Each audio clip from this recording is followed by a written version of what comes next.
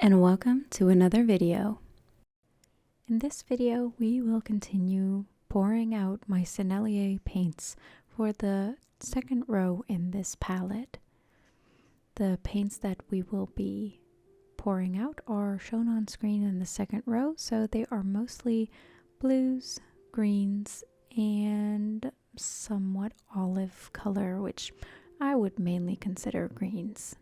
So let's get into it and see what paint we start with. This is the indigo blue, and it is made up of three pigments: PB60, PB15:1, and PBK7. It is a semi-transparent color.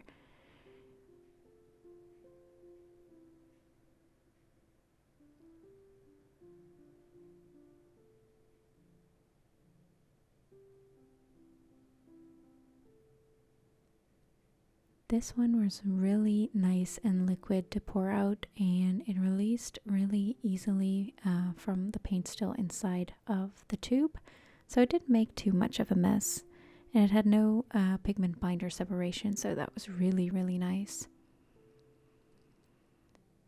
Now the one color that I had a double from, which is the French ultramarine, so I'm really hoping when I try this color out that it will be to my liking. It is made up of two pigments, PB29 and the PV15.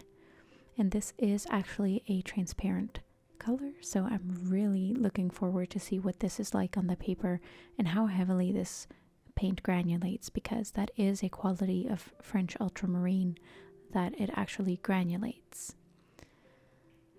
There we go. Also very easy to pour out and so satisfying because it seemed totally full to the top. So I just love it when you can pour paint out so perfectly. The third paint we will be pouring is the Delo cyanine blue, and that doesn't get easier to say. It is made up of one pigment, the PB15:3, and it is also a transparent blue color.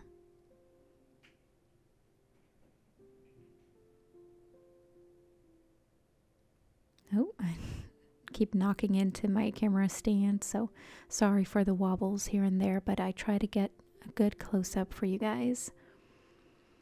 As you can see, my camera balance of color went totally off because of this vibrant blue, and it tried to correct itself, making everything overly yellow. This was a bit of an overpour, but I'm hoping that when it dries down, that it will all be okay.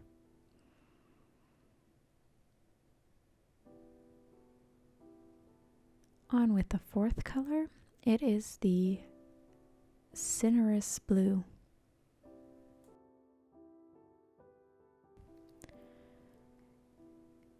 It is made up of two pigments, PB15:3 and a PW4. It is an opaque color, which isn't weird at all if you factor in that it has that white pigment in there, which will most likely add some opacity. That's the word I was looking for to the color. This paint actually had a lot of binder and pigment separation, and I did go back in to kind of mix them together so that they would hopefully dry down without the separation between them. But as it is drying now, it actually did kind of end up splitting again, so that's a bit of a downer, but you can't have everything. On to the Delo cyanine turquoise. Looks like a lovely color from just the label alone, so I'm really curious to see what it will look like. It is the PB15:3 pigment and the PG7 pigment.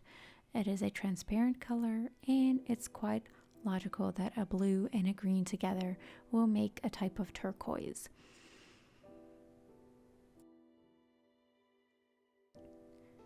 So as I pour this paint, you can see that it tends to stick a little to the tube where the paint's still inside the tube. So when I decided to go back in for a second time, it made this kind of a dollop shape and didn't really go back down on its own, unfortunately. Now I think that pouring this into the pan like this really doesn't show you the color very well. And that is the case with most of these darker pigments because they are so saturated with pigment that layered all on each other in a pan like this, they will show up as super dark colors. So it's very useful to make a swatch card for yourself in which you only make one layer of the pigment and the binder touch the paper, so you know exactly what you will get when you wet it again and use it for your painting instead of having an unexpected result that you're bummed about later. Now this is the forest green, and a forest green in my opinion is a bit more to the brown side, but if you look at these colors, pigments on the back, it is PBK 7, PG 7, and PY 42. So in theory it should be a little bit more brown or darker than the label shows. So I'm quite curious to see if the label actually matches the color that this will be when I swatch it out.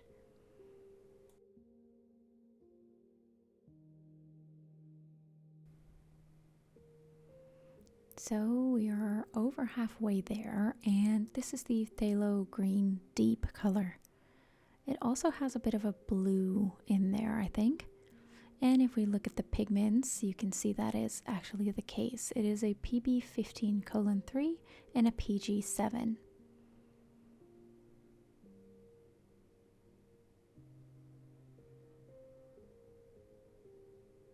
Now again, it doesn't really show well on this video, and my color balance of the camera went way off again, making my desk look super brightly yellow and orange, so it is quite difficult to gauge what this color will actually look like when I swatch it out.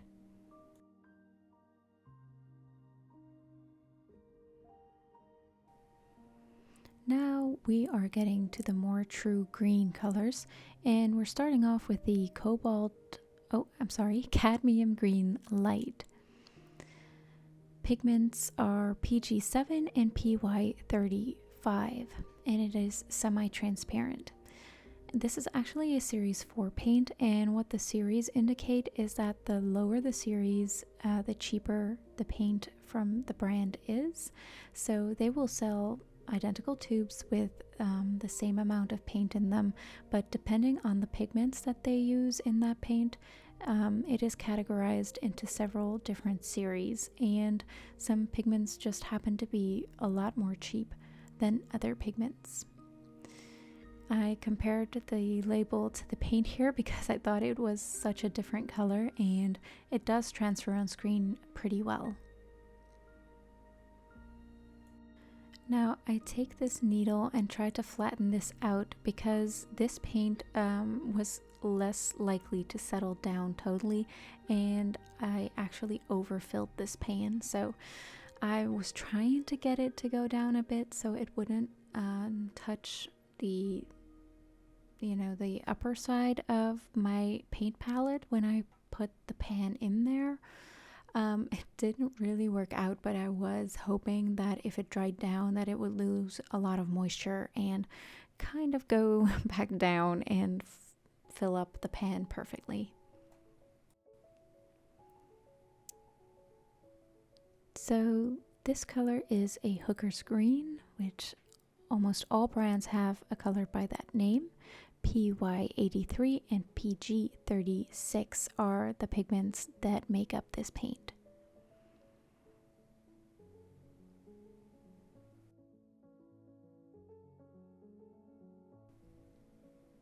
Now, pouring this paint out, it is a lot more like the consistency of honey at a lower temperature.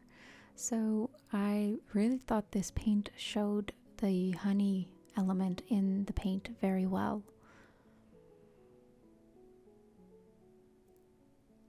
Moving on to this color, and that is the sap green. I am a total sucker for sap greens, so I'm really happy to have this one. It is made up of PB29 and PY153.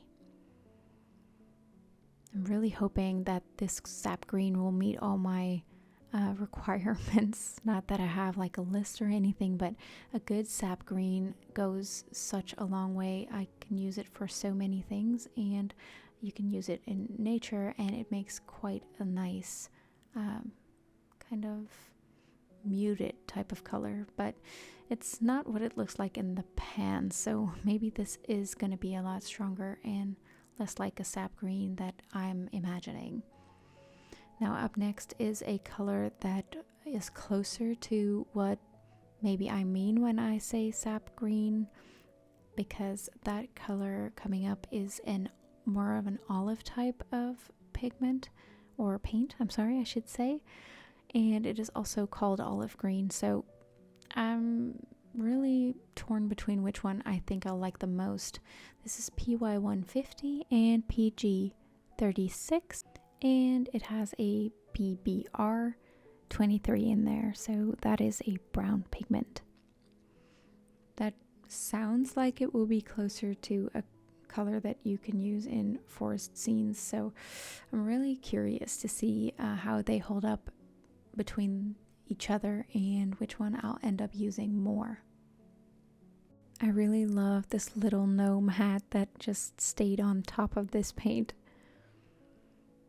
And last but not least for this row is the Phthalo Green Light. It is made up of PG7 and PY153. Now this is a series 1 pigment, so if that is to your liking or my liking, we can be quite confident that this will be pretty reasonably priced and replaceable.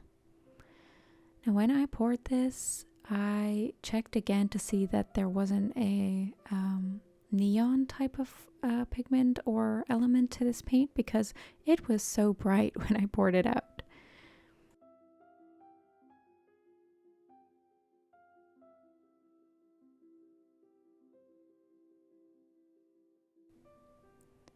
So as I stack these into the palette in the second row, we have reached the end of pouring the second row of this palette.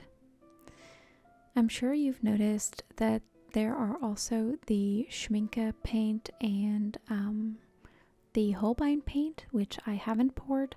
I will actually show pouring those two colors out together with the very last row, so that's going to be next week's video, because that's going to make up the third row and the fourth row of this palette.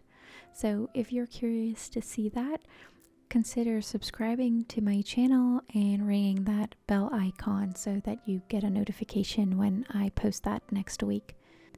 If you liked this video, then consider leaving a like and or a comment on this video.